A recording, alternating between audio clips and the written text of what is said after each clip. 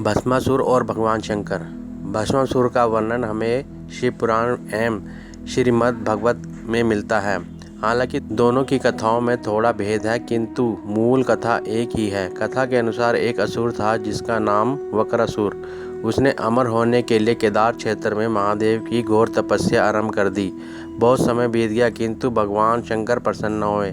तब उसने क्रोध में आकर हठ पूर्वक तपस्या करने की ठानी। महादेव को शीघ्र प्रसन्न करने के उद्देश्य से उसने वहीं केदार में एक भयंकर अग्निकुंड बनाया और उसने अपने शरीर का मांस काट काट कर महादेव के नाम उस अग्निकुंड में अर्पित करने लगा। जैसे ही अंत में उसने अपना शीश काटने का प्रयास किया, महादेव प्रकट हुए और उसका हाथ पकड़ लिया। उन्होंने वक्रासुर को स्वस्थ कर दिया और वरदान मांगने को कहा। तब वक्रासुर ने अमरता का वरदान मांगा, जिसे देने से महादेव ने मना कर दिया। तब वक्रासुर ने वरदान मांगा कि वो जिसके सर पे हाथ रख दे वो भस्म हो जाए। महादेव ने उसे यह वरदान दे दिया और अंतर्ध्यान हो गए। उसी वरदान के कारण उस समय के वक्रासुर भस्मासुर के नाम से प्रसिद्ध हुआ। वरदान के मध्य में आकर उसने सृष्टि में त्राही त्राही मचा दी। उसका जिसे भी मन होता भस्म कर देता। उसके अत्याचारों की ताप महादेव तक पहुंची।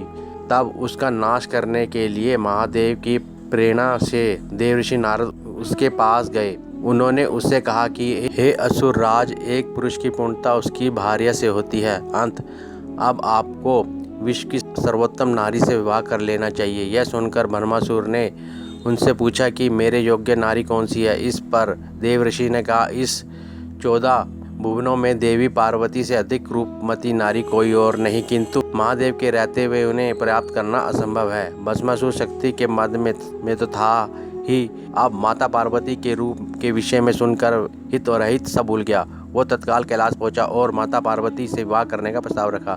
तब माता पार्वती ने उसकी बड़ी भर्त्सना की।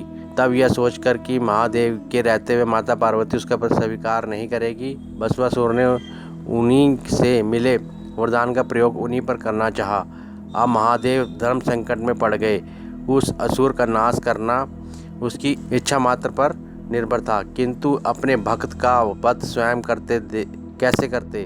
दूसरे ये कि यदि भस्मासुर उनके सिर पर हाथ रख देता तो स्वयं उनका वरदान झूठा हो जाता।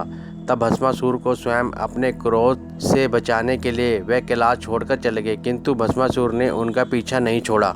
उनका पीछा करते हुए उनसे कई निपराधों को भस्म कर दिया। तब महादेव ने उस स्थिति से बचने के लिए श्री हरि का स्मरण किया। नारायण तत्काल वहां आए और उन्होंने महादेव से कहा कि जब तक ये भस्मासुर का कोई उपाय ना ढूंढ ले, वे कहीं एक जगह स्थित हो जाए।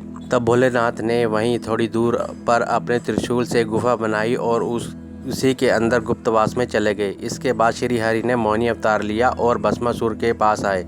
उनका रूप देखकर भस्मासुर सब कुछ भूल गया और उनसे विवाह का प्रस्ताव रखा। तब मोहिनी रूप श्री हरि ने कहा कि उनका प्रण है कि वे उसी से विवाह करेगी जो उनके समान नृत्य में प्रवीण होगा। भस्मासुर को नृत्य करना आता ही नहीं था। तब उसने मोहिनी से प्रार्थना की कि वह उन्हें नृत्य सिखाए। मोहिनी मान गई।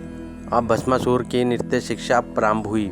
उसे सभी प्रकार की नृत्य कलाओं में निपुण करने के बाद मोहिनी रूप श्री हरि ने कहा कि अब वह उसकी परीक्षा लेगी और यदि वो उस परीक्षा में उत्तीर्ण हुआ तब वह उससे विवाह कर पाएगी। भस्मासुर मान गया। मोहिनी रूप श्री हरि ने उससे कहा कि वो जैसा नृत्य करे ठीक वैसे नृत्य करके वो दिखाए।